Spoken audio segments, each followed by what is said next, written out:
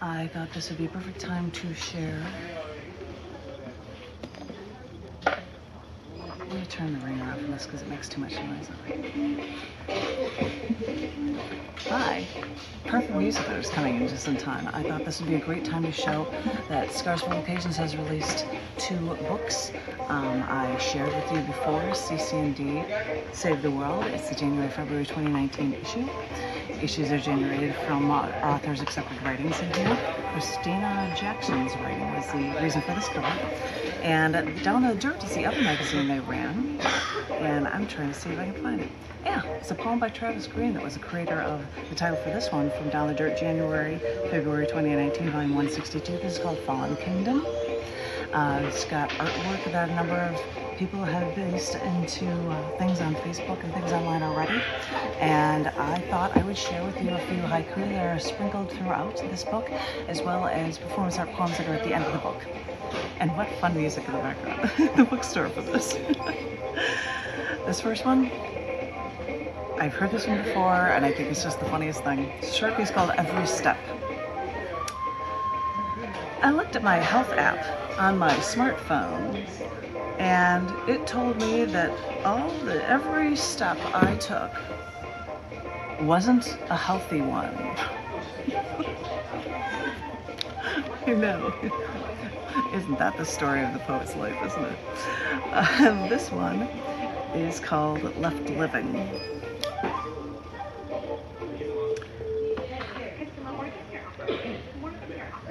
And just so everyone knows, these 2 haikus are relatively recent, and they have Instagram photos with them as well, so Insta poem that for you as well.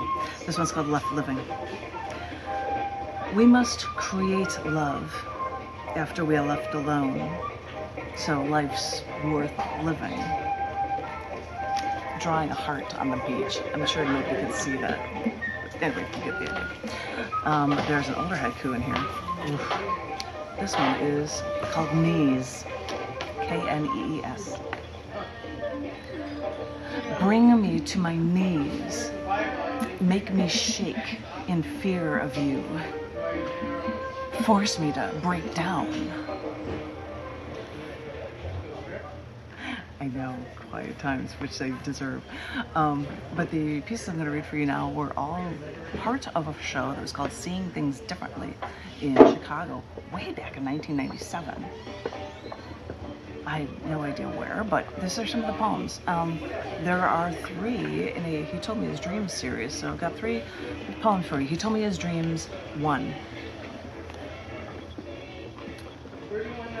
He was walking by the White Hen Pantry on 6th and Green, and they turned around the corner in the car, opened fire on him. He was hit over and over again. His teeth were shattered by bullets. And they said he died then, and he saw from up above his bloody body. He even saw his obituary.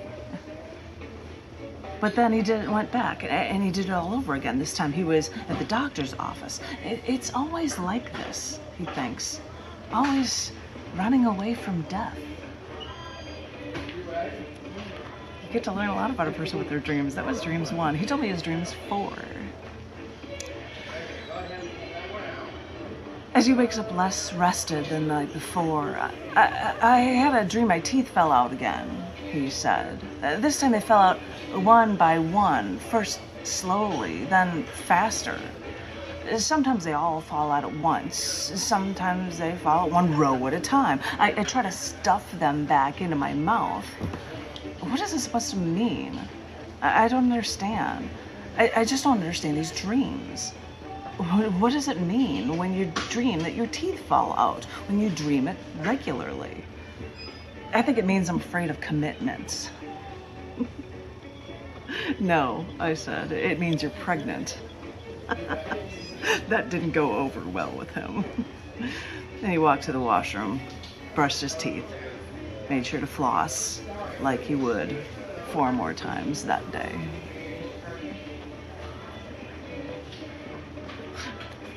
It is fascinating. And here's one more. I have no idea. This one's He Told Me His Dreams 9.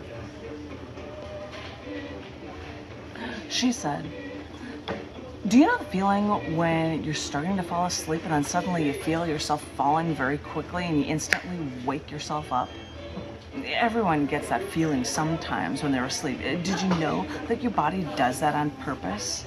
You see, it happens when you're very tired and your body starts to fall into a state of sleep, a deep sleep state, too quickly, at too fast a speed. Your heart rate, your breathing shouldn't slow down that fast. So your body makes you feel like you're falling so that you wake up, you feel a little tense, and then fall asleep more slowly. He said, no, that's not what I'm talking about. I know that feeling. But what I'm talking about is being in a dream and going to the edge of a cliff and jumping. She said, well, what happens? Do you land? He said, sometimes I wake up before I land. Sometimes I land gently and live. You've never had a dream like that before? She said, no. He said, why do I have dreams like this? Why this cliff? How do I fall? How do I land?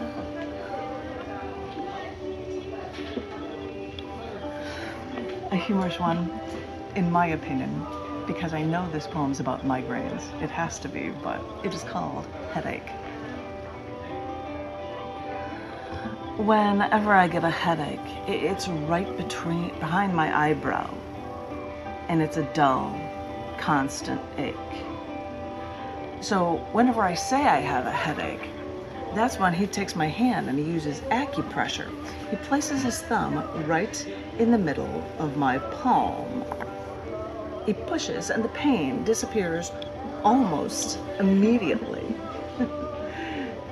But eventually I have to tell him to stop pressing on my hand, that my hand now hurts.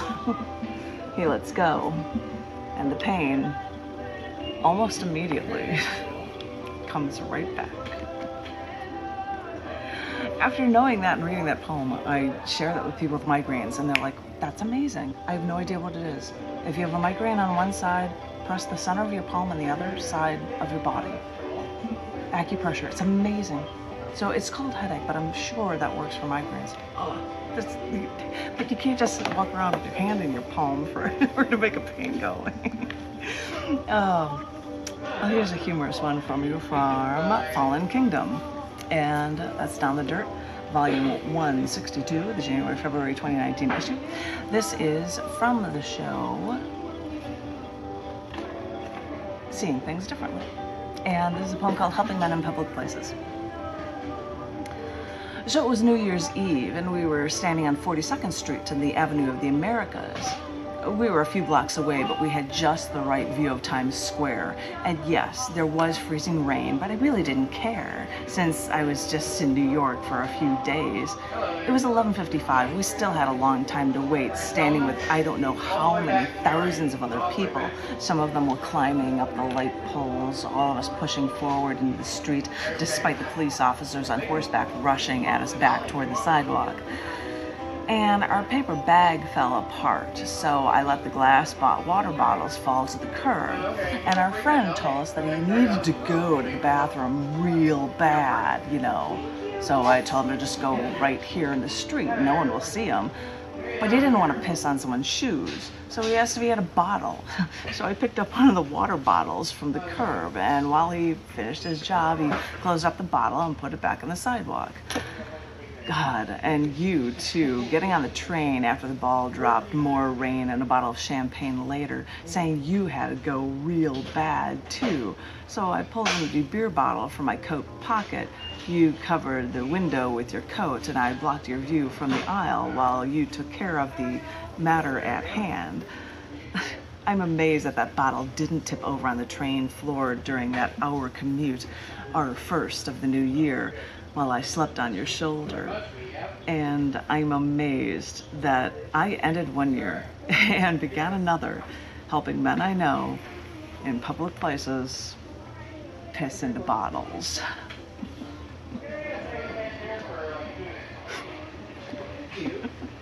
All right, I'll make it moody. We'll make it moody. I've got two more here for you. And this one is my ultra moody one. I hope you guys like it. It's called Last Before Extinction. Now he has so many opportunities. He has nothing to lose. Why not come out of the wilderness, attack everything it sees, kill something, suck the blood out, make him feel alive for once more. Let them try to restrain him. He has nothing to lose.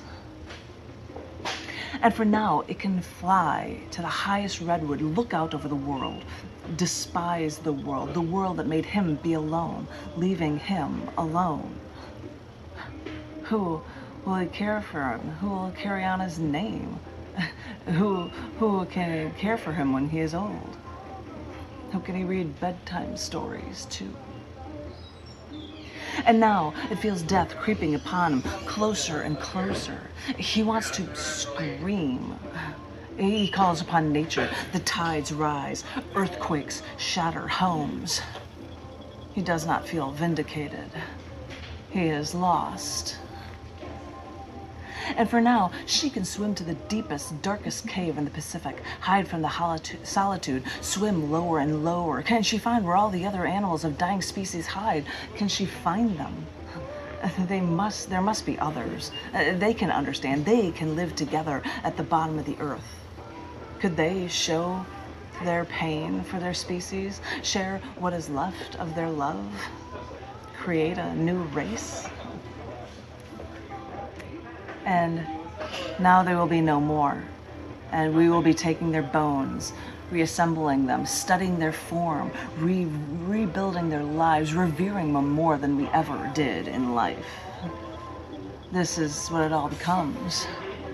This is what it all boils down to. Study the bones, study the mistakes, study the bones. And one more on a totally different theme, but tumultuous nonetheless. This is called Packing. There are too many times when I've said this before. Never thought I'd really leave you.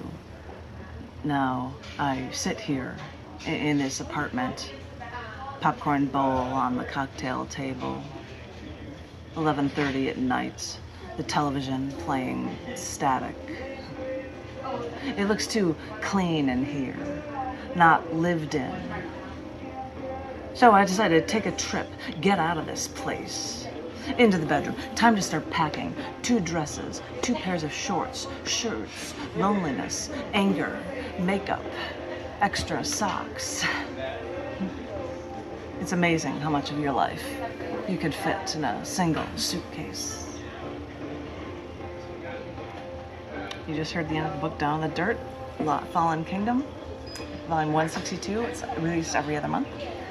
Next one will be out in April, so this was your last chance. And you can find them on Amazon. There are things to be able to go to skies.tv/dirt for information. And searching for Fallen Kingdom on Amazon, you can be able to order this copy throughout the United States, the UK, all of Europe, even Japan. And somebody from freaking Australia emailed me going, how can I get this? And I'm like, I thought Amazon was all invasive. They don't have a way to get to you. I'm sorry. Like, you gotta hope. If they're covering Japan, come on, give me a line here, help me out. And she ended up finding out that she was able to order it locally. So you can actually get it in Australia too. And Tom Woodruff, who hosts this event, is flying back he flew to New Zealand, and now he is flying back. He was visiting his mom, and he will be hosting this next month. But I can tell you that this is for sale in Australia, where he is leaving right now to come back home. So whoever would like to come back, you're more than welcome to. Thank you, and thanks.